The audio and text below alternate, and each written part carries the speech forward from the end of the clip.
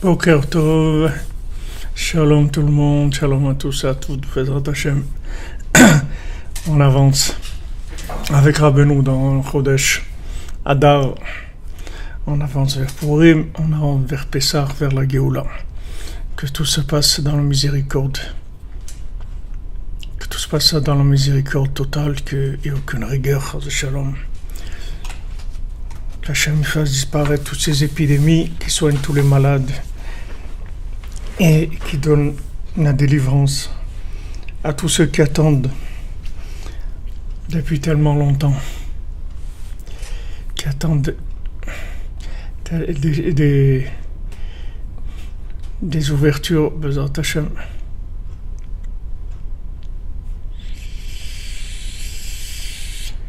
Que ça vienne tout facilement.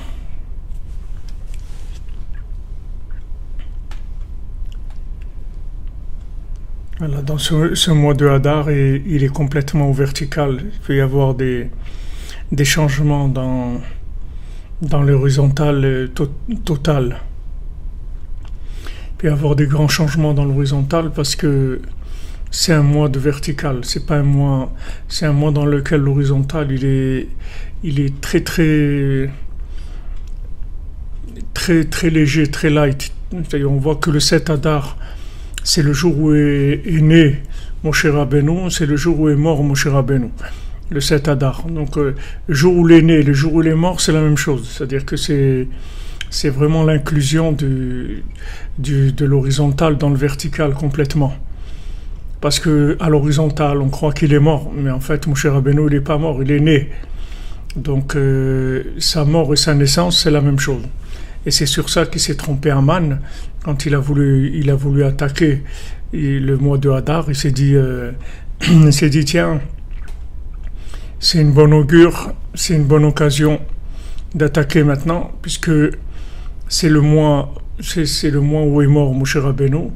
Et Aman, il savait que toute la réussite du Ham Israël, elle dépendait de Moshe Rabbeinu, elle dépendait du tzaddik. Vous voyez, Aman, il savait des choses, des fois qu'il y a des grands érudits qui ne savent pas. Et Aman, il savait ça. Il savait que toute la réussite du Ham Israël dépendait de Moshe Rabbeinu. Donc il s'est dit, on va attaquer pendant ce mois-là. Ça veut dire que ce mois-là, c'est là où le mazal, il est au plus bas, c'est où la chance est à l'endroit au plus bas possible, puisque c'est la mort de Moshe Rabbeinu. Mais il n'a pas compris que quand le tzaddik est mistalek, on parle istalkut du tzaddik. On dit pas que le tzaddik il est niftar. On dit pas le tzaddik est mort. On parle de mort pour des gens qui sont plus à l'horizontale qu'au vertical. Mais pour le tzaddik, on ne parle pas de mort. On dit que le tzaddik, il est mistalek, c'est-à-dire il monte vers le haut.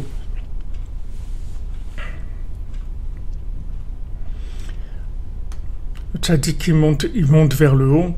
Et donc ce jour-là, comme il dit Rabbeinu, quand le tzaddik il est mistalek, alors il peut obtenir encore beaucoup plus de choses que quand il est lié à l'horizontale. Parce que quand il est lié à l'horizontale, il est dans des limites. Il est dans certaines limites du corps et du respect de la forme, puisque se trouve là. Mais quand maintenant le tzaddik il est mistalek, le tzaddik il monte, alors il peut obtenir des choses extraordinaires qui sont énormément plus profitables pour le monde que quand il était présent physiquement. Pour ça que Rabbi Nachman, il a dit, pourquoi vous faites du souci? Je marche devant vous. C'est-à-dire, je vais en haut, mais je ne vais pas dans le vertical pour quitter l'horizontal. Je vais dans le vertical et mon seul but, c'est de m'occuper de l'horizontal encore plus que ce que je me suis occupé avant, de manière encore beaucoup plus efficace, parce que je vais pouvoir décrocher de la miséricorde encore beaucoup plus grande. Et la preuve de ça, c'est qu'on est là aujourd'hui. Voilà, on est là. Moi, je suis à Ouman, vous êtes là où vous êtes, en Belgique, en Suisse, en France, en Israël, en Amérique, au Canada, là où vous êtes. Vous voyez quelles étaient les chances à l'horizontale qu'on se trouve embarqué par Rabbi Nachman dans l'aventure de la Géoula, dans l'aventure de la délivrance du monde. Les chances à l'horizontale, elles sont minimes. Elles sont très très minimes. Quand on calcule, on voit, on se dit, mais mon Dieu, quelle miséricorde, quelle bonté que tu m'as ouvert un peu les yeux, un peu le cœur. Aide-moi à ce que j'ai le cœur encore plus ouvert et les yeux encore plus, que je vois encore plus clair, que j'ai plus de birur hamdamé, que j'ai plus de tri de l'imagination. Quand on voit ça, on se dit, mais c'est extraordinaire. D'où ça vient ça? D'où ça vient? Pourquoi aujourd'hui il y a 100 000 personnes qui viennent à Rosh Hashanah et encore 100 000 personnes qui viennent dans l'année? Il y a toute une communauté qui vient à Ouman avec une école où il y a des enfants, avec des gens qui se marient ici, des nouveaux qui viennent vivre ici, à côté du tzaddik, qui se sentent bien à côté. D'où ça vient tout ça? Il n'y avait pas ça avant. C'est nouveau, c'est complètement nouveau. D'où ça vient? Ça vient du fait que le tzaddik il décroche de la miséricorde tous les jours, de plus en plus. C'est pour ça qu'il dit ne vous découragez pas. Parce que moi, je travaille dans les laboratoires pour trouver le médicament qui va soigner le virus. C'est-à-dire que le tzaddik il travaille sans arrêt pour obtenir plus de miséricorde, pour rattraper les gens encore plus. C'est-à-dire qu'avant, il fallait que quelqu'un, à l'horizontale, il ait un engagement d'un niveau tel. C'est-à-dire minimum, on demande minimum, disons, 30% d'engagement. Comme les crédits, on demande un apport de 30%. Donc à l'horizontale, on vous demande un apport 30%. Ok, alors ceux qui pouvaient sortir, ils sont sortis d'Égypte avec 30% d'apport. Maintenant, le tzaddik, il a obtenu pas 30%, 20%. Et après, il a obtenu 10%. Et après, il a obtenu 1%. Et quand le tzaddik il va obtenir 0%, alors ça y est, le contact de l'horizontal et du vertical, ils vont être parfaits, et l'un va s'inclure dans l'autre. Le Mashiach va se révéler, et la conscience générale va être là. Tout le monde va prendre conscience, même des gens qui ont eu un engagement zéro. Maintenant, un engagement zéro, ça va suffire. Ça va suffire. Le tzaddik, il va obtenir, par exemple, il va amener comme argument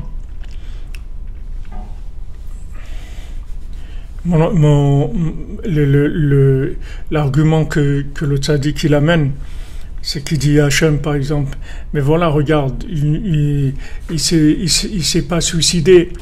Ils se sont pas suicidés, ces gens-là. Donc, s'ils sont pas suicidés, ça veut dire que quand même, il y a une recherche de la vie. Donc, ça suffit. Avec ça,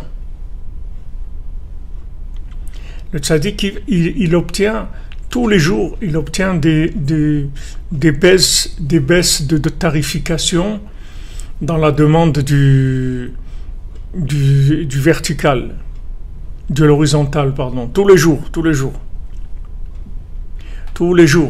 C'est quelque chose sur lequel le tzaddik travaille en permanence. C'est pas quelque chose qui stagne, ça s'arrête pas une seconde. Et chaque fois que quelqu'un vient à Ouman, et chaque fois que quelqu'un vient sur sa tombe et il vient prier, le tzaddik il descend et il amène des délivrances dans le monde. Comme il dit Rabbi Nathan, quand le tzaddik il descend pour répondre à la prière de quelqu'un, il descend pas que pour lui, il descend pour beaucoup d'autres choses qu'il fait en même temps, comme quelqu'un qui va dans une ville pour une raison quelconque, et maintenant qu'il est là-bas déjà, alors il va faire beaucoup d'autres choses, il va arranger beaucoup d'autres choses parce qu'il se trouve sur place.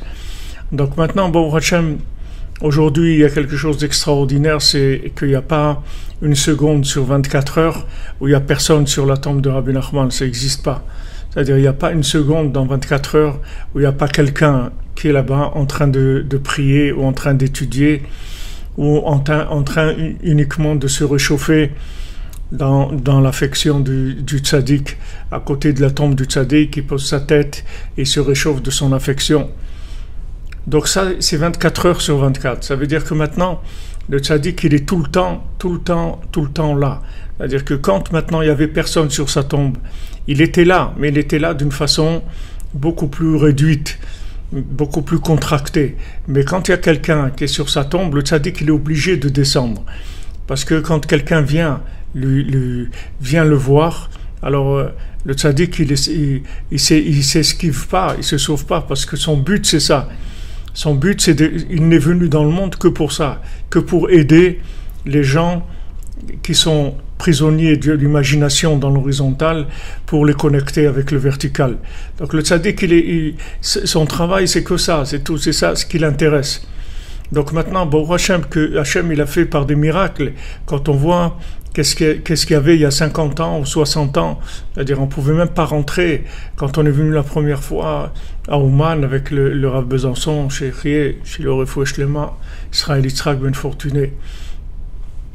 Quand on est venu en 1979, c'était complètement fermé, l'URSS c'était fermé, mais fermé incroyable.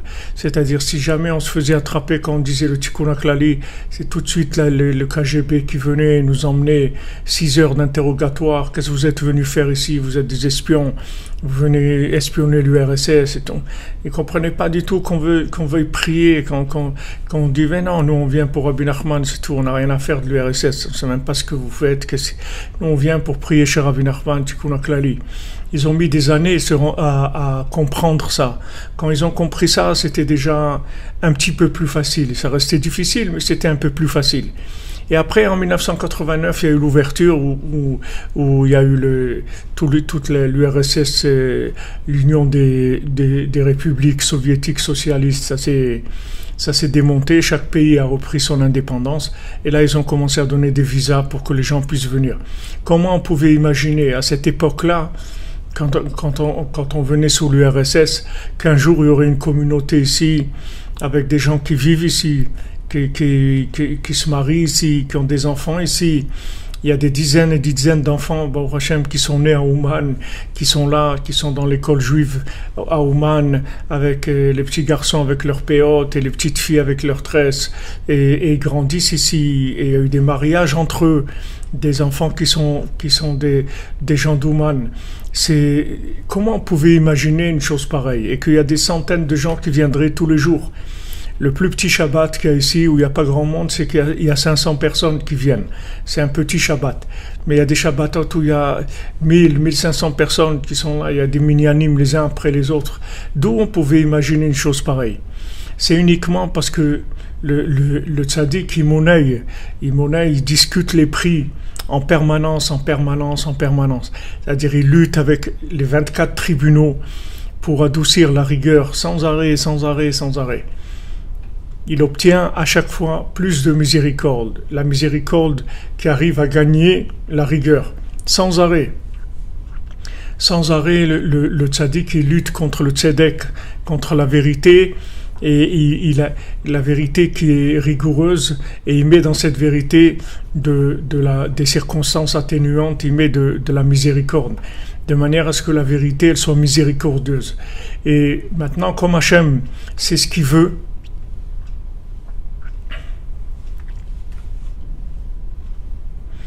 Hachem, c'est ce qu'il veut.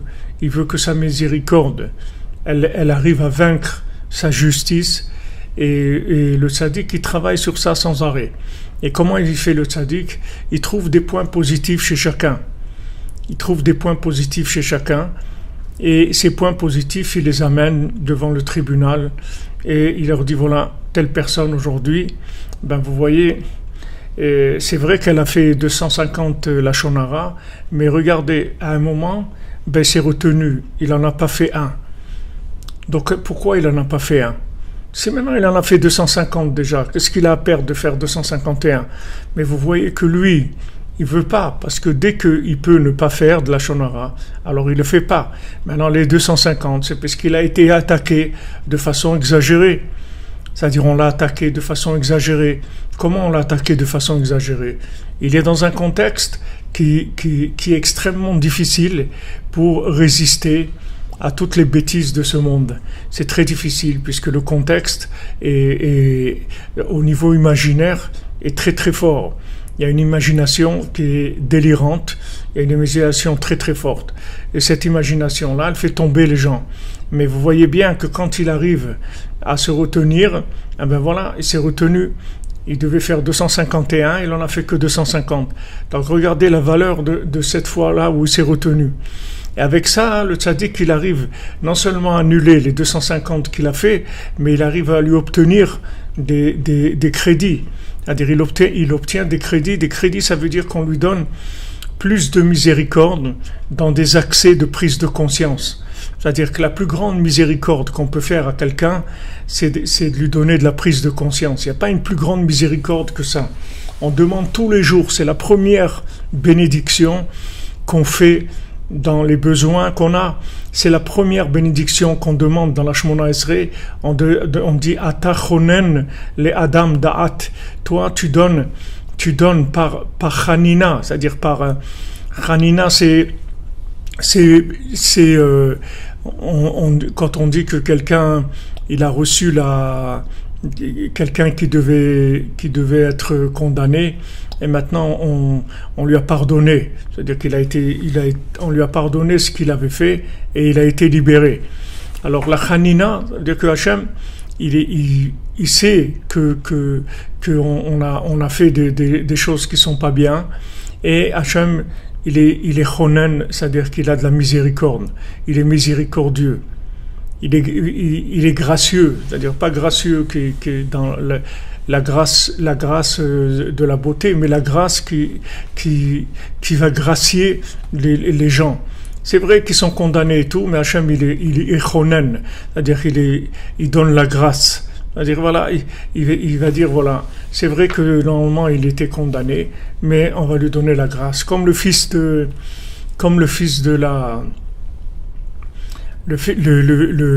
Berger dans le conte du Berger et du Hani. Le fils du Berger, alors son futur beau-père, c'est-à-dire celui qui devait être son beau-père, il voulait absolument pas qu'il se marie avec sa fille, avec la fille du pauvre.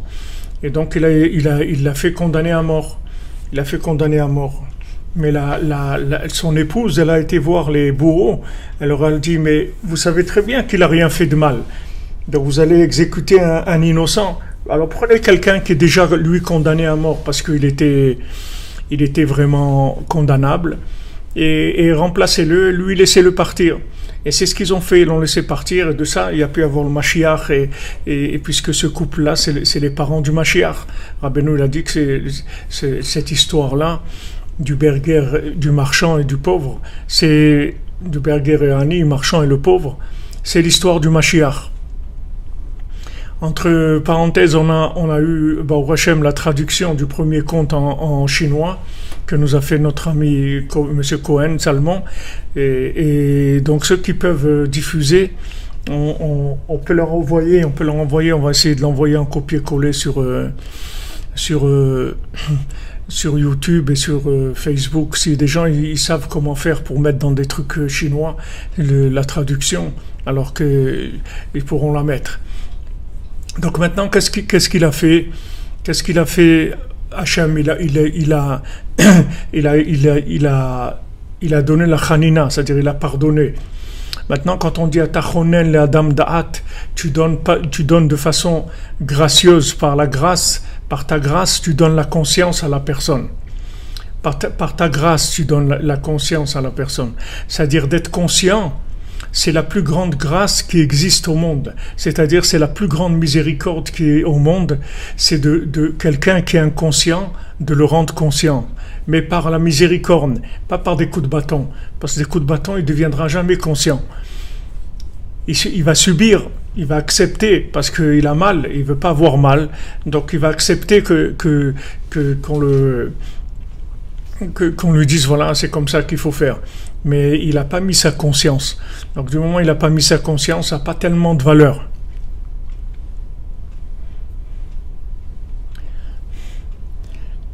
Alors, Bezrat Hashem, je vais, si vous êtes intéressé, je vais vous l'envoyer. Je ne sais pas si ça fonctionne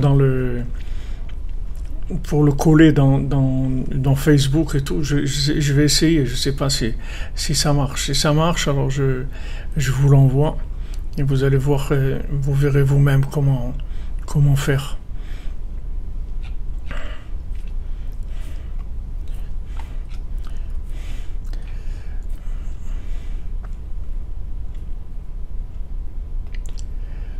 Alors, comment on fait ici? Je suis en train d'essayer de vous le copier.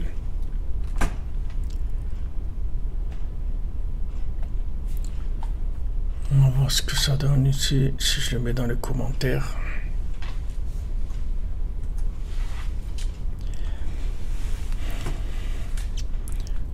Je sais pas ce que ça...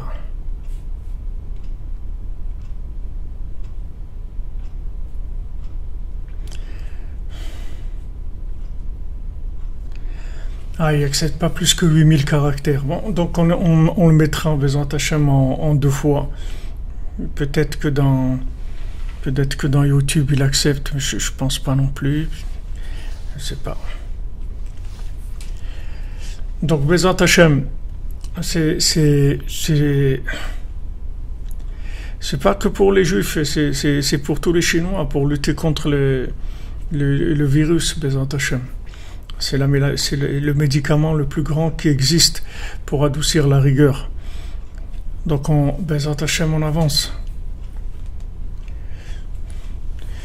Donc on va l'envoyer par dans le WhatsApp et de là ceux qui peuvent de là ils le copieront Bezat Hashem pour vous l'envoyer. Les gens déjà ils s'occuperont comment faire.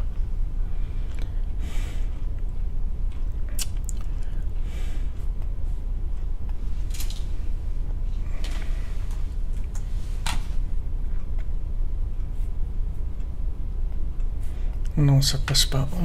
On s'en occupera, Bezat Hashem, après. Alors,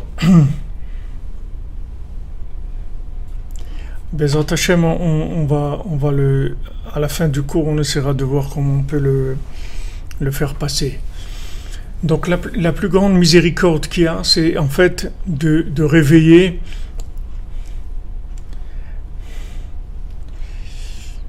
quelqu'un qui dort. Il n'y a pas une plus grande miséricorde. Il n'y a pas une plus grande miséricorde que ça. La miséricorde de quelqu'un, comme Rabbeinu dit, il n'y a pas une plus grande pitié sur quelqu'un que quelqu'un qui est en train de dormir. Il n'y a pas une plus grande pitié de quelqu'un qui est inconscient. Et comme il est inconscient, il est en train d'abord de perdre son temps, il est en train de faire des bêtises, et il est en train de perdre tout le minutage qu'il y a sur l'horizontale. L'horizontale, il est minuté. On est là pour un certain temps, et c'est tout. Après, c'est terminé. Et pendant ce temps-là, la personne, elle dort, et elle fait des bêtises. Donc, il n'y a pas une plus grande miséricorde, il n'y a pas une plus grande bonté, il n'y a pas un plus grand amour au monde que de réveiller quelqu'un en douceur, avec de la patience, avec de chercher les mots qui sont son langage, de manière à ce que ça réveille son cœur et que son cœur se connecte à la vérité. Il n'y a pas plus grand que ça dans le monde. C'est la chose la plus élevée qui existe. Donc maintenant, qu'est-ce qu'il fait le Yetzirah? Il essaye de cacher aux gens la vérité. Et il cache aux gens la vérité, il les endort et il les accuse après d'avoir fait des bêtises. Mais en fait, ils font des bêtises parce qu'ils sont endormis. Donc la première bénédiction, la première chose qu'on demande à Hachem, c'est Atachonen le Adam Da'at. C'est toi, tu donnes à l'homme la conscience. Et dans les bénédictions du matin, aussi, c'est la première bénédiction qu'on fait de toutes les bénédictions, c'est Anoten la Sechvi Bina, la Afrin Ben Yom Ben Laila, qui donne à mon esprit la distinction pour faire la distinction entre le jour et la nuit. C'est la première bénédiction de toutes les bénédictions des besoins.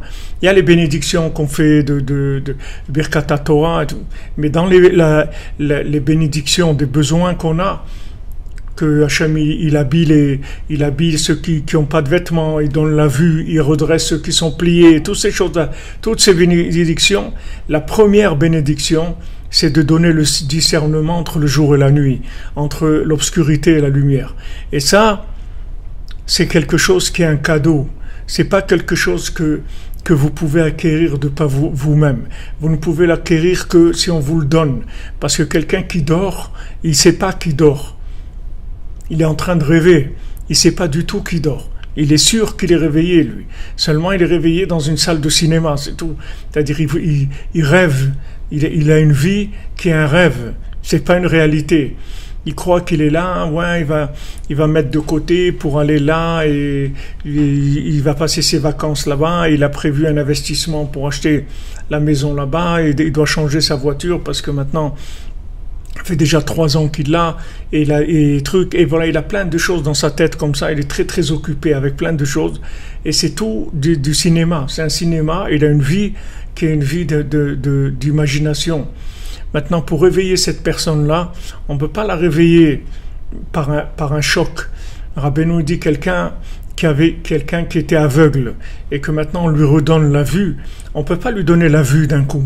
Parce que si on lui donne la vue d'un coup, il va redevenir aveugle. On ne peut pas lui donner la vue d'un coup. On ne peut pas voir la lumière alors qu'il n'a jamais vu. Donc on doit lui donner des doses de lumière très très petites, de manière à ce qu'il ouvre ses yeux petit à petit, il s'habitue à la lumière encore un petit peu, jusqu'à qu'il retrouve la lumière, qu'il voit la lumière comme il faut. Donc la plus grande miséricorde qu'il y a, c'est de pouvoir donner à quelqu'un la conscience, de le réveiller. Il n'y a pas une plus grande miséricorde que ça. Donc qu'est-ce qu'il fait le tzaddik? Sans arrêt, il obtient d'Hachem des autorisations d'éveil. Alors il vient chercher un tel, une telle. On ne sait pas comment ça marche, nous. On connaît pas on connaît pas on sait pas ce qu'il y a dans le ciel. On ne sait pas.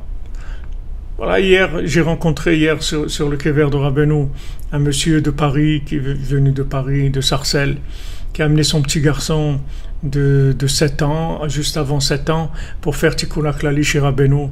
Comment il était content, le papa et le petit garçon aussi, comment il était joyeux, souriant. Il a dit, ouais, j'ai fait tout le Tikkun HaKlali d'un coup, sans m'arrêter, et tout. Il était joyeux, le petit, voilà, il est venu pour un jour. Il a fait son Tikkun HaKlali et ils sont repartis ce matin. Mais avant, comment il y avait des possibilités comme ça? Même que Rabbeinu, il a dit, si quelqu'un, il m'amène son fils chez moi avant l'âge de 7 ans, alors je m'engage qu'il va pas avoir de problème au niveau de l'alliance. Maintenant, Rabbeinu s'est engagé à ça. Mais qui est-ce qui pouvait faire ça, comme ça, en 24 heures? Venir, aller, revenir, sans faire manquer trop l'école à l'enfant, sans faire manquer trop le travail au papa, sans perturber la famille, vite comme ça. C'est dans l'aisance alors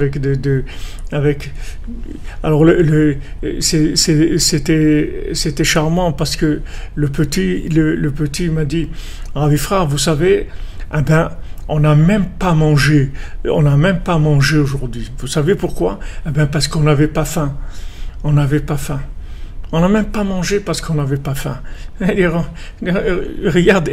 Regardez à Oman, la personne elle vient ici et il y a tellement de manger qui servent dans les hôtels et tout. Le petit il a dit on n'avait pas faim. Il a vu toute cette bénédiction et tout. Il n'avait pas faim, il n'avait pas envie de manger. Il est venu pour son Tikkun HaKlali, il était joyeux, il était pas. Tout ça c'est des choses que le tzaddik il obtient. Il obtient les conditions matérielles aussi, c'est extrêmement important.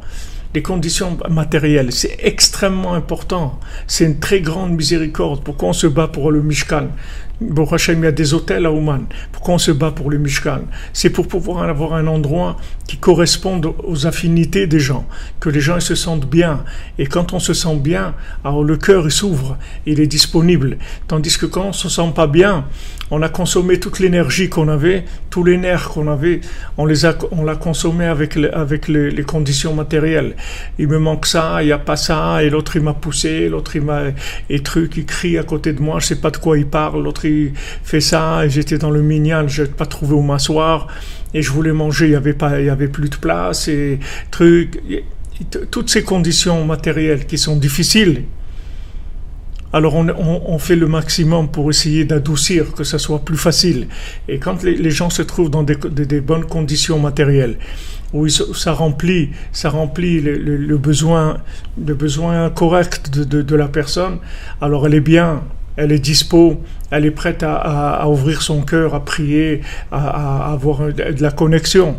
Mais si la personne elle est agressée dans ses besoins à l'horizontale, comment voulez qu'elle pense au vertical? Elle ne peut pas penser au vertical. Elle a pas le temps, elle n'a pas la présence d'esprit, elle n'a pas la disponibilité de cœur. On a besoin absolument de ça. On ne peut pas dire non. Exactement. Toutes les âmes qui reviennent à leur source, elles se guérissent à elles, guérissent le monde. Tout à fait. Tout à fait. Le tzaddik qui choisissent ceux qui peuvent revenir maintenant, et pas des gens qui vont venir, qui vont accuser les autres.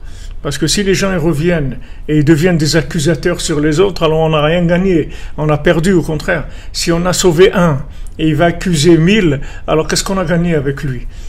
Qu'est-ce qu'on a gagné avec lui? On n'a rien gagné, c'est pour ça qu'il faut faire très attention, de ne pas juger négativement qui que ce soit. Même si ça nous vient à l'esprit, il faut faire tchouva tout de suite sur ça. Tout de suite, il faut enlever ça de l'esprit.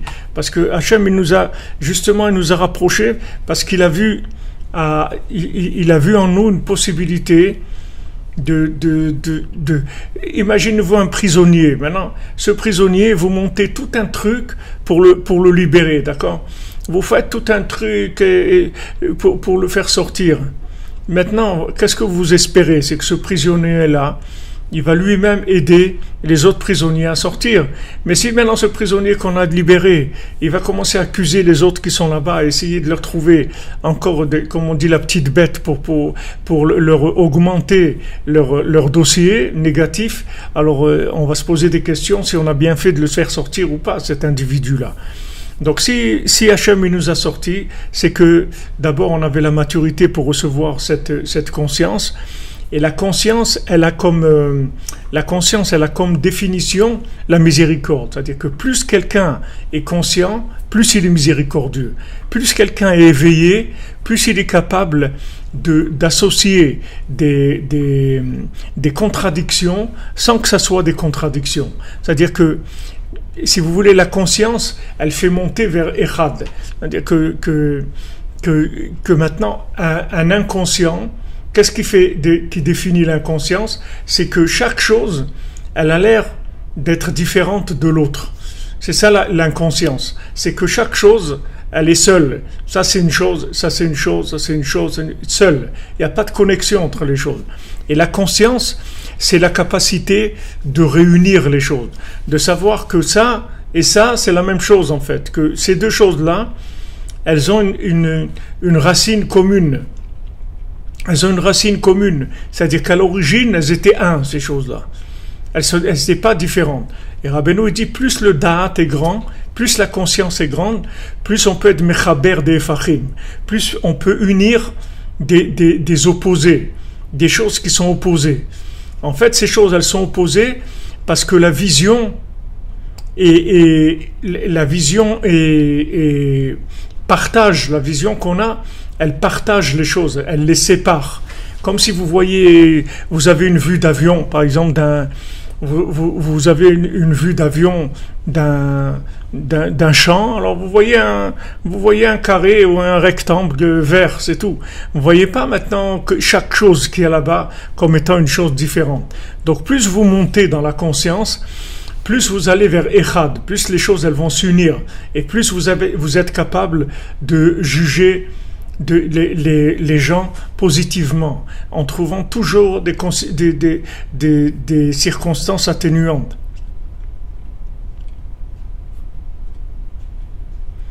Vous comprenez ça? C'est la définition même du da'at, c'est-à-dire de la conscience. Quand quelqu'un a de la conscience, a du da'at, alors il gère des contradictions.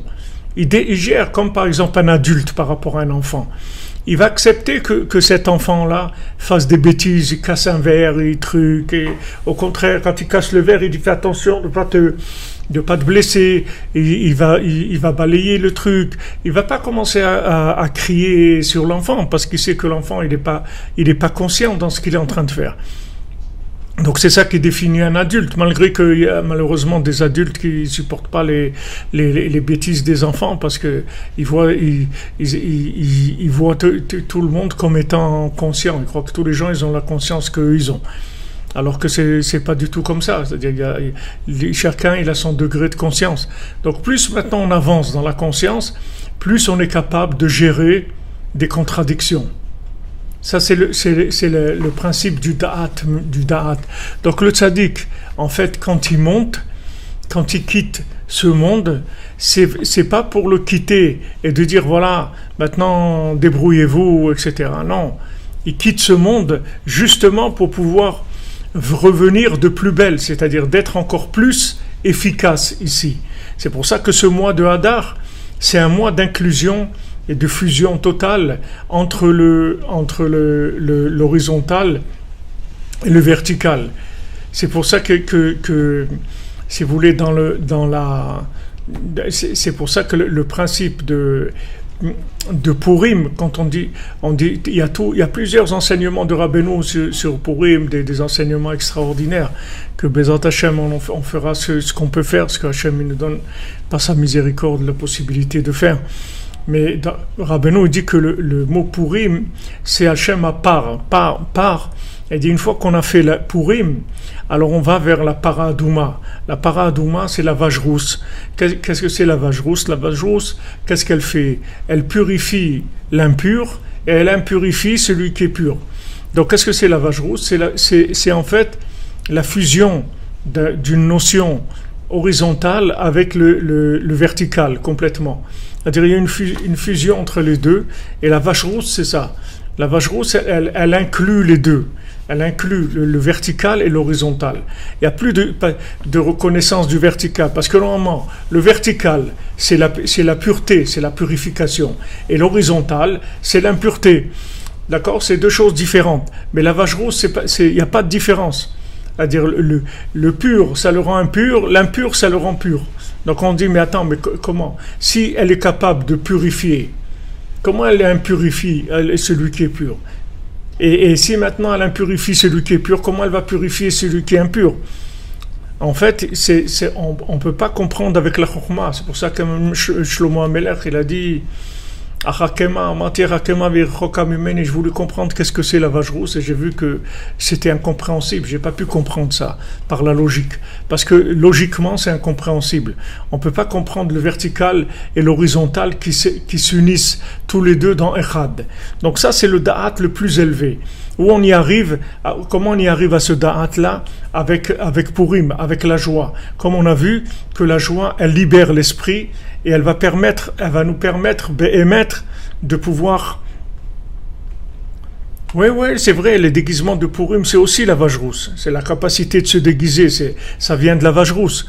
C'est-à-dire que plus quelqu'un a un grand da'at, plus il peut se déguiser dans le langage de l'autre. C'est sûr que le déguisement, ça fait partie de ça. Mais le jour de Purim, tout ce qu'il y a le jour de Purim, ça va que dans ce sens-là. D'abord, il y a la Megillat Esther, que Rabbeinu dit que Megillat Esther, c'est Sipurim Asiyot. Donc, les Sipurim Asiyot, ils ont fait le shalom entre la chokhma dans l'horizontal et la chokhma dans le vertical, parce que normalement la chokhma de l'horizontal, c'est une chokhma de logique. La chokhma de l'horizontale, c'est 1 plus 1 égale 2. Ça, c'est la chokhma de l'horizontale, c'est la logique de l'horizontale. Mais maintenant, les Sipurim Asiyot, ce qu'ils ont d'extraordinaire, c'est que c'est la fusion de l'horizontal avec le vertical. C'est une Torah qui vient sous forme de narration, de conte, d'une histoire. Alors quand c'est une histoire, il n'y a aucune logique dans l'histoire. Mais c'est pas parce qu'il n'y a pas de logique qu'il n'y a pas de message. Le message, il est très puissant, mais il est présenté sous une forme d'une histoire. Donc la Megillat Esther, c'est une prina des Sipurim Asiyot. C'est-à-dire que ça n'a pas le niveau des Sipurim Asiyot, mais c'est une prina, c'est-à-dire un exemple de Sipurim Asiyot. Et qu'est-ce que c'est Megillat Esther? Elle est mégalée la Astara, c'est-à-dire elle révèle ce qui est caché. Tout ce qui était caché, ça le révèle. Il n'y a pas, quand vous lisez la Megillat Esther, il n'y a pas du tout de nom d'Hachem dans la Megillat Esther. Il n'y a aucune fois le nom d'Hachem, parce que le nom d'Hachem, il est caché dans la Megillah. On ne le dit pas, on ne l'écrit pas, on ne le prononce pas, on ne parle pas du nom d'Hachem, mais on parle que d'Hachem, mais on ne dit pas son nom. C'est dire son nom, c'est l'horizontal. Bayom haou Hachem echad ou shmo echad. Ce jour-là, Hachem, il sera un, et son nom sera un. Son nom sera un, ça veut dire son appellation. Son appellation, ça veut dire l'horizontal, c'est l'appellation. Et Echad, c'est dans le vertical. Hachem, il est Echad dans le vertical, et il est dans l'horizontal. Il attend qu'on le reconnaisse pour faire l'union entre les deux. Donc dans la Megillat Esther, il n'y a pas son nom. C'est-à-dire au vertical, on voit pas, en l'horizontal, on ne voit pas le nom d'Hachem. Mais en fait, ça ne parle que d'Hachem. Mais ça ne parle pas du tout dans le langage horizontal. Du tout. C'est une histoire. Donc c'est une histoire, c'est une belle histoire, et c'est tout. Il n'y a pas on voit pas le nom d'Hachem. Donc comme on ne voit pas le nom d'Hachem, tout ce qui est Amalek, tout ce qui est Amalek, vous vous souvenez qu'est-ce qu'on a dit? Le Zohar dit Haman de la Torah. D'où est-ce qu'on voit qu'il y a Haman dans la Torah? D'où on voit le cité Haman dans la Torah. Alors c'est écrit Haminaetz. Haminaetz, tu as mangé du fruit de l'arbre de la connaissance. Haminaetz, Hamin c'est Haman. D'accord? Haman, il est dans l'arbre de la connaissance du bien et du mal. Donc la logique, c'est ça Haman. Haman, il vient dans la logique, il attaque le côté de la logique. Donc pour passer au travers, qu'est-ce qu'on va faire? On va raconter une histoire. On va raconter une histoire.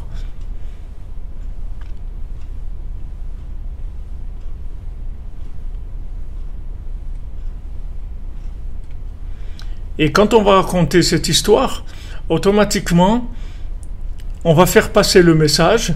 Le message, il va toucher le cœur directement.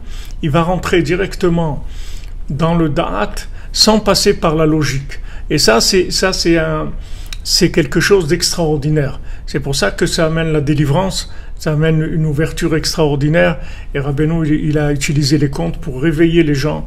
Il a dit, les gens, ils disent que avec des histoires, on ne peut pas se réveiller. Au contraire, on s'endort. On raconte des histoires pour endormir les gens. Et moi, je raconte des histoires pour réveiller les gens. Avec ces histoires, il va nous réveiller, c'est-à-dire il va nous donner de la conscience, que cette conscience-là, on n'aurait jamais pu l'obtenir par notre logique. Parce que la logique qu'on a, elle est tellement déformée, elle est tellement folle, qu'elle ne pourrait jamais nous amener à la prise de conscience. Donc Rabbeinu nous donne de la prise de conscience par de la perfusion, si vous voulez, la perfusion qui va dans le cœur, sans utiliser le cerveau. Comme une perfusion, on n'utilise pas le système de la personne, on n'utilise pas sa bouche, ni son estomac, ni ses intestins, ni rien, ni son foie, ni rien. On lui met directement dans le sang la chose qu'on veut lui mettre.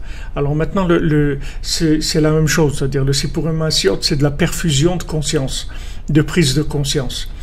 Alors je vous invite à les lire sans arrêt et à les relire. Vous voyez, je vous cite presque tous les cours, je vous cite les contes, parce que c'est la trame de toute la conscience divine qui peut être transmise à l'être humain. Elle vient avec les contes. Vous avez tout dans les contes.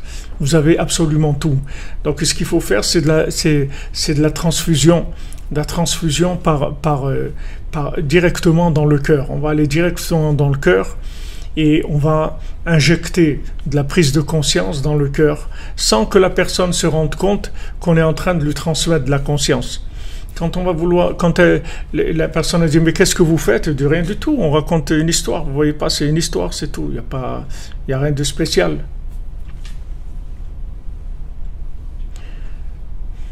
Exactement, le nefesh il se trouve dans le dam. C'est pour ça que ça nous parle, comme vous dites, Monsieur David. Voilà, juste lire les contes les lire, les relire et s'imprégner, s'imbiber de ça, mettre son cœur en ayant la foi que savoir que les plus grands secrets de la Torah, ils se trouvent dans les contes, c'est les secrets les plus élevés, c'est plus élevé que la Kabbalah, c'est plus élevé que tout, c'est les plus grands secrets de la Torah, ils se trouvent dans les contes de Rabbi Nachman. Et maintenant, nous ce qu'on cherche, c'est pas les secrets, nous ce qu'on cherche, c'est à guérir. On veut se soigner de l'imaginaire, on veut se soigner de nos mauvaises midotes, on veut guérir tout simplement, on veut de la conscience. Alors maintenant, vous voyez notre cordonnier. Notre cordonnier, lui, il est joyeux et il accepte quand le roi l'envoie chercher, il est très content. Voilà, il accepte toutes les choses dans la simplicité. Donc Rabbeinu, il a amené des médicaments vraiment très efficaces et très forts pour nous soigner. Et à nous de prendre les médicaments. Les contes, c'est facile à lire, c'est agréable, c'est pas très long. Chaque conte est pas très long. Il y a des contes qui sont très courts même, que vous pouvez lire en 5 minutes. Il y a d'autres qui prennent un quart d'heure, 20 minutes. Mais c'est court. Mais si vous rentrez dedans, dans un conte, et vous allez un petit peu nager dedans, comme si vous rentriez dans une piscine, vous nagez un peu dans le conte, vous évoluez un petit peu, vous laissez votre cœur un petit peu évoluer dans le conte, vous allez voir qu'il va vous apparaître des compréhensions et des liens extraordinaires avec beaucoup de choses qui se passent dans votre vie, qui se passent dans le monde, beaucoup de compréhensions qui vont venir parce que en fait les contes ils réparent, si vous voulez, le problème d'Adam Arishon. Le problème d'Adam Arishon, c'est que quand il a mangé du fruit de l'arbre de la connaissance du bien et du mal, il a donné au cerveau, au cerveau, à la logique, une supériorité sur le cœur, sur l'arbre de vie. C'est-à-dire qu'il a fait dominer l'arbre de la connaissance sur l'arbre de vie. Et maintenant, tout passe par la logique. Combien de gens vous disent « Ah, moi je ne fais que ce que je comprends. Moi si je ne comprends pas, je ne fais pas. Moi je ne suis pas un animal, non, je ne suis pas un idiot. Moi si d'abord il faut que je comprenne, après je vais faire. » Et dans Matan Torah, on a dit le contraire. « Naaseh v'nishma » Nous on va faire, après on comprendra. On a fait le contraire. Donc le Naaseh, c'est l'arbre de vie. Et le Nishma, c'est l'arbre de la connaissance du bien et du mal. Maintenant, Adam Arishon, il a inversé. Alors les Sipurim Maasiyot, ils vont remettre les choses à leur place. C'est-à-dire on va passer par le cœur, et le cœur, il va capter l'infini, et il va ensuite l'envoyer au cerveau. Donc quand vous lisez les contes, vous allez voir, si vous vous imprégnez des contes, que vous prenez un petit peu le temps de décanter, vous rentrez dans le conte avec votre cœur, vous prenez un peu de temps pour nager un peu dans le conte, vous allez voir qu'il va vous monter des compréhensions dans le cerveau.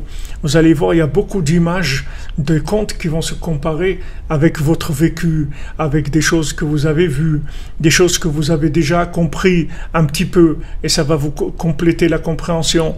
Vous allez voir que ça va vous amener beaucoup de choses dans le cerveau. Pour ça que tout le temps je vous parle des contes en rapport avec ce qu'on étudie, pour vous montrer que tout ce qu'on étudie, ça se trouve dans les contes. Absolument tout ce qu'on peut étudier comme Torah, on l'a dans les contes. Seulement, comme disait Rav Chaikin à la Vachalom, la vodka on fait avec la pomme de terre, mais si tu manges de la pomme de terre, tu te saoules pas. Tu as besoin de tirer la vodka de la pomme de terre. Donc maintenant, c'est ce qu'on fait. Rabbi Nachman, il a dit, moi j'aurais aimé que normalement vous essayez pas de comprendre des allusions, des contes, rien, juste vous lisez les contes. Mais comme maintenant, on va pas pouvoir mettre notre cœur dans les contes si on sent pas une profondeur. Donc il nous a dit, voilà, allez chercher des allusions dedans, faites des comparaisons avec des choses et vous allez voir la grandeur des contes. Et quand vous verrez cette grandeur des contes, alors ça va vous permettre d'y adhérer de façon encore beaucoup plus grande, avec beaucoup plus de cœur. Donc il nous a demandé justement d'interpréter les contes. Alors quand on étudie, c'est sûr que c'est extraordinaire de faire un rapport entre l'étude, ce qu'on est en train d'étudier, qui vient de façon horizontale. Quand on trouve un rapport avec les contes, c'est extraordinaire, c'est un très grand tikkun qu'on fait, puisque c'est tikkun amedame, c'est birour amedame. Ça fait un birour amedame, c'est-à-dire un tri dans l'imagination. Donc les contes, c'est un outil extrêmement puissant. Et comme tous les conseils de Rabbeinu, c'est simple, c'est pas difficile. Vous prenez les comptes. Je crois que dans notre site westlev.fr, vous les avez, vous pouvez les télécharger. Vous pouvez les télécharger, vous trouverez dans Google aussi. Vous tapez les comptes de Rabbi Nachman, vous allez trouver soit tous ensemble, soit un par un. Mais ils sont en français, ils y sont. Et maintenant, voilà, il y a ce compte en chinois qu'on va essayer, Bezrat Hashem, de diffuser. Ceux qui ont des contacts et qui savent comment rentrer, même dans des vidéos en chinois, dans les commentaires, copier même en 2 ou 3 commentaires, si ça rentre pas en un seul, de copier le texte en chinois là-bas pour enlever de l'obscurité, tout simplement, pour faire de la prise de conscience. Déjà, ils ont déjà décrété en Chine, ils ont empêché aux gens de manger tous les animaux, tous les trucs qui pouvaient amener ce virus-là. Donc déjà, les gens, quand ils vont passer une semaine sans manger de ces choses-là, déjà leur cœur il va se déboucher déjà. Il va commencer à se déboucher. Au bout d'une semaine, dans un cycle d'une semaine, sans manger des chauves-souris et des trucs comme ça, le cœur il va commencer à se déboucher un petit peu. Et si maintenant les Sipurim Masiot ils arrivent, alors il y a beaucoup de gens que Bezrat Hashem ils vont pouvoir s'identifier avec ça. Et s'ils s'identifient avec ça, c'est déjà la délivrance, ça y est pour eux. Ils sont déjà sur le chemin de la délivrance. Ça prendra le temps que ça prendra, mais ça y est, c'est les chemins de la délivrance. À nous, Bezrat Hashem, de les aider à sortir, parce que ce sont des souffrances terribles. C'est des peurs, des gens qui ont des peurs, des souffrances terribles.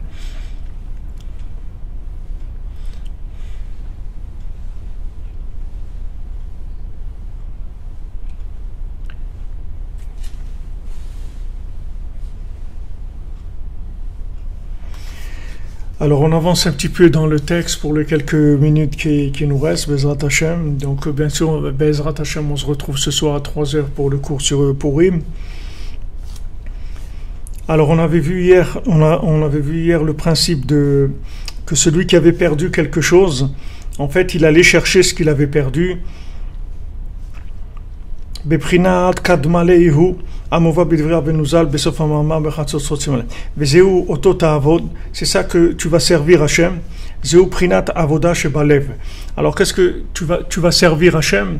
Ça c'est le travail du cœur. Servir Hachem, ça veut dire que maintenant tu vas commencer à mettre ton cœur dans le service divin. Tu vas plus servir Hachem avec ton cerveau, tu vas le servir avec ton cœur. Hefer mitatalev, c'est le contraire de la mort du cœur. Quand Adam Arishon a mangé du fruit de l'arbre de la connaissance du bien et du mal, Hachem lui a dit, quand tu vas manger de ça, tu vas mourir. Si jamais tu manges ça, tu vas mourir, parce que ça va tuer ton cœur. Le fait que tu vas tourner en rond avec ta tête, tu vas essayer d'analyser les choses à l'horizontale, ça va tuer ton cœur. Donc au lieu de réfléchir à l'horizontale, mets ton cœur et tu vas trouver les solutions. Tu vas voir que tu vas trouver les solutions. Alors Avoda Shebalev, c'est la prière, c'est le travail du cœur. Et c'est pour ça qu'on fait la Hamida, on la fait debout, parce qu'on dit voilà, on rentre là, on se connecte au vertical. On est dans le vertical, donc on fait notre prière au vertical, c'est le travail du cœur. L'achnia ra'ayin shumitat alev, pour pouvoir se débarrasser du mauvais œil, qui est la mort du cœur. Donc Haman Amalek, c'est le mauvais œil, c'est celui qui veut nous montrer le côté négatif de la vie, le côté qui amène nulle part, qui veut nous faire valoriser tout ce qui est temporel et nous dévaloriser tout ce qui est éternel. C'est son travail à Haman Amalek. Donc nous, on lutte avec ça, avec le travail du cœur, parce qu'avec le cœur, on évite complètement Haman. Comme je vous ai dit, Haman, lui, il travaille avec l'arbre, le fruit de l'arbre de la connaissance. Nous, on va directement se brancher. On va travailler avec de la connexion, on va se brancher. Et quand on se branche, personne ne peut nous venir nous raisonner. Vous voyez, quand quelqu'un est branché, vous ne pouvez pas le raisonner, parce qu'il est branché. Des fois, des jeunes, ils écoutent de la musique, par exemple, ils écoutent du rap ou des choses comme ça. Alors quelqu'un il vient et lui leur dit mais qu'est-ce que c'est cette musique-là? Ça tape, c'est que des coups, des trucs et tout. Mais lui, il est branché sur ça. Donc lui, il ressent dans son cœur des choses extraordinaires quand il écoute ça. Et l'autre qui est pas branché du tout sur ça, Lui, il dit, mais c'est des trucs, si on entend comme des coups de marteau. Quel plaisir tu as à écouter ces choses-là. Parce que l'autre, il n'est pas branché, c'est tout. Mais quand quelqu'un est branché, vous pouvez lui dire tous les raisonnements que vous voulez, ça va pas le bouger. Parce qu'il est branché. Quand quelqu'un, il dit, mais j'aime, ça y est, et vous pouvez pas le raisonner. Vous pouvez raisonner quelqu'un qui aime pas, mais quelqu'un qui aime, vous pouvez pas le raisonner. Vous ne pouvez pas le raisonner. Quelqu'un qui aime quelqu'un, il va se marier avec lui. Vous pouvez lui dire, mais tu sais, peut-être, il faudrait que tu vois, parce que peut-être qu'il n'est pas assez riche pour toi, ou comment tu vas faire. Vous pouvez lui poser les questions que vous voulez, ça dérange, ça fait rien du tout, parce que la personne, elle aime. Quand on aime, on a complètement réparé le fruit de l'arbre de la connaissance du bien et du mal. Donc maintenant, ce qu'on veut, nous, c'est réanimer notre cœur, qui a été tué par l'imagination. On veut le réanimer, on veut lui redonner la vie. Notre cœur, il a été tué par la consommation, par l'imagination. On nous a rendus méfiants, on nous a rendus sectaires, on nous a fermés, on nous a rendus méfiants de tout le monde. On a peur que celui-là, il veut nous prendre ça, alors tu veux nous prendre ça, le de Dieu, ça et ça. Et les gens, ils se marient pas, ils ont peur. Ouais, et si je tombe avec quelqu'un comme ça, et si je tombe avec quelqu'un comme ça, et si je tombe avec... Et à force d'avoir peur de tomber avec quelqu'un comme ça, il tombe de toute façon. Il faut que tu saches que tu vas tomber tout seul encore plus. Donc, essaye au moins tu auras essayé. Tu auras cette satisfaction que j'ai essayé, Baruch Hashem. Alors que c'est vrai, quand tu vas essayer, peut-être ça a marché, ça n'a pas marché, mais au moins tu as essayé, tu as fait quelque chose. Mais non, les gens disent non, mais j'ai peur de tomber sur quelqu'un comme ça, et plus les gens ils ont des atouts psychologiques, ou ils réfléchissent, ou ils s'enferment de plus en plus dans de la logique. Alors que maintenant on ouvre notre cœur, on prie Hachem, on dit s'il te plaît Hachem, envoie-moi mon zivoug, envoie-moi mon conjoint. Et c'est tout. Quand quelqu'un se présente, on lui dit sois le bienvenu, sois la bienvenue, et c'est tout, on y va, c'est tout. Et si on s'est trompé, ben c'est pas grave. D'abord, on s'est pas trompé parce qu'on a prié. Quand on prie, on se trompe jamais. Tout est recyclable du moment où on a prié. C'est recyclé puisque c'est la volonté d'Hachem. Et si maintenant c'est pas ça, c'est tout. Si ça a duré 1 mois, c'est déjà très bien d'être marié 1 mois. Et ça a duré 1 an, encore plus. Et ça a duré 10 ans, encore mieux. Et si ça a duré une vie entière, alors c'est extraordinaire. Pas comme j'ai vu ici la semaine dernière, on a dû ramasser de l'argent pour un clochard là qu'il y avait ici. Ce clochard, il était marié avec une dame ici pendant 32 ans. Et la dame, la maison, elle était à elle. À un moment, elle a décidé de vendre la maison à des chassidim, elle a vendu l'appartement. Et lui, il n'avait plus où être, parce que je pense qu'ils étaient séparés, il n'avait plus où être. Il traînait comme un clochard, il dormait à droite, à gauche dans les immeubles comme ça. Et il est décédé il y a 2 semaines. Et ils ont fait un appel dans les WhatsApp si on voulait donner de l'argent, parce que les voisines, elle m'a dit, ils l'ont mis dans un sac de poubelle, tout simplement, le bonhomme. Il était en bas, comme ça, dans le sac de poubelle, ils l'ont mis. Et c'est tout. Si jamais personne ne l'avait enterré, alors il l'aurait mis à la poubelle, c'est tout. Il l'aurait ramassé comme toutes les poubelles. Regardez qu'est-ce qu'il y a dans ce monde. Regardez qu'est-ce qui se passe dans ce monde. Et Baruch Hashem, les Bnei Israël, c'est des gens qui ont du cœur. Chacun a donné un petit peu. Ça coûtait vraiment pas cher pour l'enterrer. C'était, je sais pas... Ça coûtait même pas 100 € pour lui faire tout ce qu'il fallait, la place et l'enterrer comme il faut, etc. Regardez qu'est-ce qu'il y a dans ce monde, regardez quelle cruauté qu'il y a dans ce monde, quelle horreur il y a dans ce monde, que l'imagination elle a rendu les gens fous, ils n'ont pas de cœur, ils ont pas... Rien du tout, comment une femme qui a vécu avec quelqu'un 32 ans, même s'il y a eu ce qu'il y a eu entre eux, le laisser comme ça dans un sac de poubelle dans la rue, c'est horrible, c'est des choses horribles qu'il y a dans ce monde. Il y a des horreurs dans ce monde. Ces horreurs, elles viennent de quoi? De l'imagination, c'est tout. Si les gens ils avaient un peu de cœur, jamais ils pourraient faire des choses comme ça. Et le cœur, il est bouché, le cœur, il est mort, il dit Rabbeinu. Mitat alev, le mauvais œil, ça amène mitat alev, le cœur qui meurt parce qu'il y a du lachon hara, parce qu'il y a des visions négatives. Et c'est ce qu'il veut, Aman. Il veut nous tuer le cœur et nous mettre que de vouloir de l'argent et de l'argent et de l'argent. C'est ça qu'ils veulent.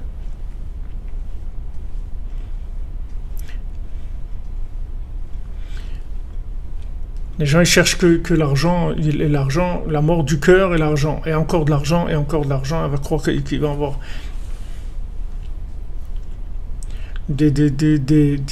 ils croient qu'ils vont trouver, ils vont décrocher la lune avec l'argent. Et voilà, ils tournent en rond, les gens, il n'y a pas de cœur. Alors Rabbeinu, il nous donne Lev Bassar. Rabbeinu Breslev, c'est Lev Bassar, c'est un cœur de chair. Rabbeinu a dit, je vais vous enlever votre cœur de pierre et vous donner un cœur de chair. Le cœur de pierre, c'est la logique. Et le cœur de chair, c'est la connexion. C'est-à-dire que maintenant, quand il y a mort du cœur, il n'y a plus de mémoire, donc il n'y a plus de connexion.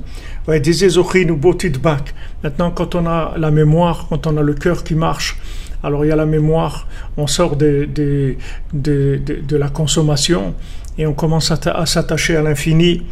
C'est-à-dire qu'on commence à attacher notre pensée à l'autre monde. Au Bishmo Tishava, et dans le nom d'Hachem, on va jurer parce que comme on a dit, jurer, c'est attacher sa pensée à l'autre monde, puisque jurer, c'est attirer quelque chose d'absolu. Quand on jure, ça veut dire qu'on attire de l'absolu. C'est-à-dire on rentre dans une notion absolue, on sort du relatif et de l'imaginaire pour aller vers l'absolu.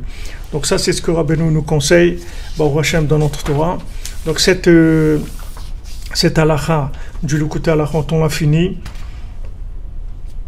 Et on commencera, Bezrat Hashem, dimanche, on commencera une nouvelle halakha dans Likutei Halachot, toujours sur notre Torah 54. Donc Bezrat Hashem, ce soir à 3h, on se retrouve au rendez-vous pour Purim, Bezrat Hashem. Et cette halakha qu'on va faire après sur la Torah 54, elle est beaucoup plus longue que les quelques-unes qu'on a faites. Donc on va entrer dans des sujets extrêmement riches. Et Bezrat Hashem, voilà, on se retrouve dans la joie ce soir à 3h. Rendez-vous Bezrat Hashem. On se retrouve Beno, que Hashem ait pitié de nous et qu'on puisse se lever à Chatzot et faire ce qu'on a à faire pour adoucir la rigueur et enlever ces virus.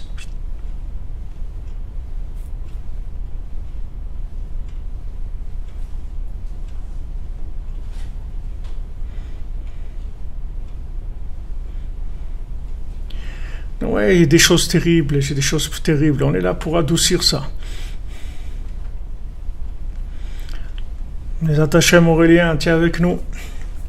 Tu fais partie de la famille ici. On est une grande famille. C'est la famille. Bon, Hachem, il est arrivé à nous réunir. Tous les gens. Alors Hachem, regardez, on est 93, 57, ça fait 150. Bon, Hachem, on est là. Merci les amis, merci d'être là avec nous, merci de votre soutien, de votre participation. C'est grâce à vous, à vos efforts, dans votre prière, dans vos paroles, dans vos souhaits, dans votre écoute et dans votre aide aussi financière, parce que on est aussi dans l'horizontal, on fonctionne avec l'horizontal aussi. Il faut pousser la charrette, comme on dit. Et voilà, c'est grâce à vous qu'on peut faire tout ça.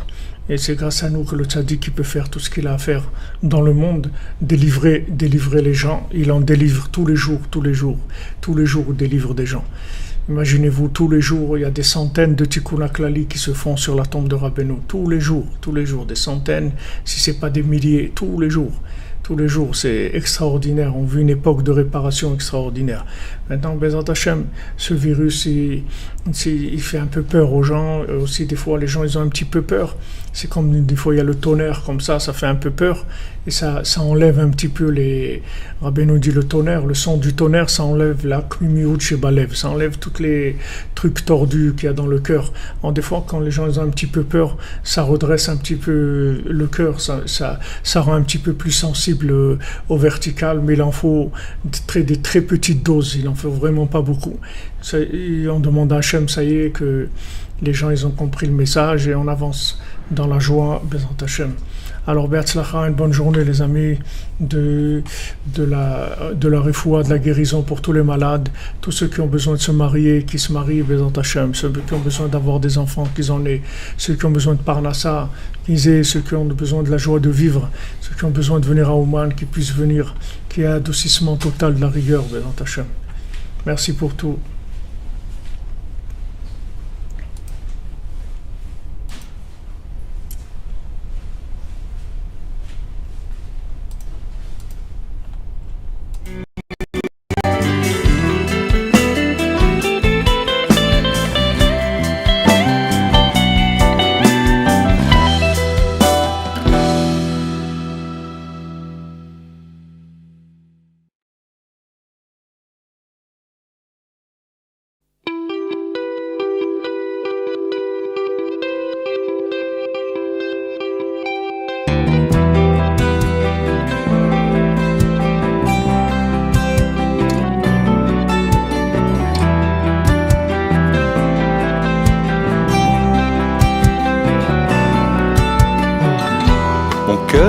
cœur, bonjour.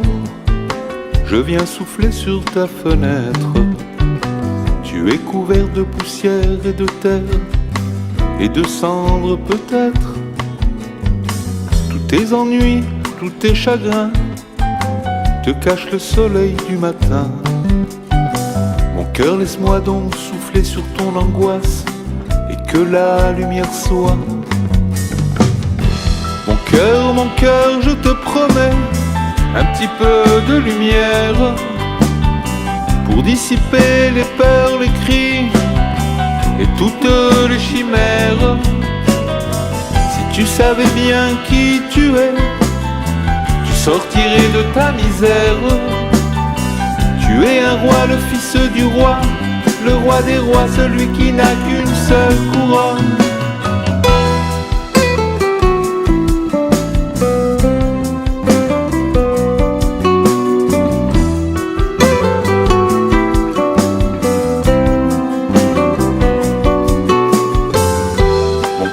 Mon cœur, dis-moi deux mots, un air, un cri ou un soupir, un pointre et une simple consonne.